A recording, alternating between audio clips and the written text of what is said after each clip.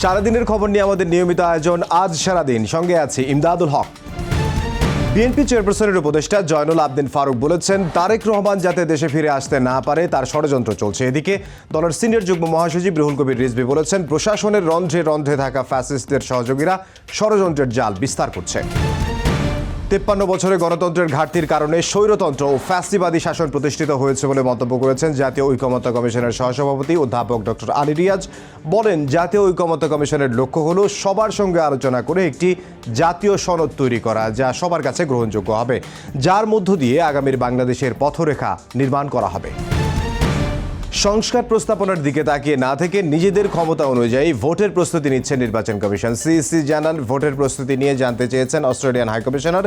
তালিকা প্রস্তুত, নির্বাচনী সরঞ্জাম কেনাকাটা সহ সার্বিক বিষয় তুলে ধরা হয়েছে। সুষ্ঠু ও নিরপেক্ষ নির্বাচনের লক্ষ্যে অস্ট্রেলিয়া পাশে থাকবে বলে ইসিকে আশ্বস্ত করেছেন অস্ট্রেলিয়ার হাইকমিশনার। টানা আন্দোলনের মুখে অবশেষে দায়িত্ব থেকে সরে দাঁড়ালেন কুয়েটের উপাচার্য ও উপ উপাচার্য। তারা পদত্যাগপত্র জমা দিয়েছেন বলে জানিয়েছে শিক্ষা মন্ত্রণালয়। এদিকে দাবি পূরণ হওয়ায় অনশন ভেঙেছেন শিক্ষার্থীরা। ভিসি ও প্রভিসির পদত্যাগের খবরে আনন্দ মিছিল করেন তারা। কাতারের ব্যবসায়ীদের বাংলাদেশে বিনিয়োগের আহ্বান জানিয়েছেন প্রধান উপদেষ্টা ডক্টর মোহাম্মদ ইউনূস। বিনিয়োগকারীদের জন্য একটি বিশেষ অর্থনৈতিক অঞ্চল গড়ে তোলার কথাও জানিয়েছেন তিনি। সরকারের বিভিন্ন সংস্থার পক্ষ থেকে চলছে উচ্ছেদ অভিযান। রাজধানীর বিভিন্ন স্থানে নিয়ম নীতির তোয়াক্কা না করে রাস্তার জায়গা দখল করে অনেকে গড়ে তুলেছেন স্থাপনা। এসব স্থাপনা উচ্ছেদে রাজধানীতে চলছে রাজুক ও নগর কর্তৃপক্ষের অভিযান।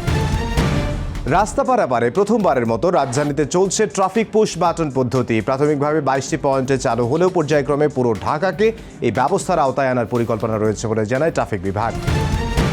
রানা প্লাজা ট্র্যাজেডির 12 বছর আজ। এই দীর্ঘ সময়ে আহতদের ক্ষত না শুকালেও, নিহতদের স্বজনদের হাহাকার না থামলেও নিরাপদ কর্মপরিবেশ নিশ্চিতে পুরোপুরি বদলে গেছে দেশের পোশাক শিল্পের চিত্র।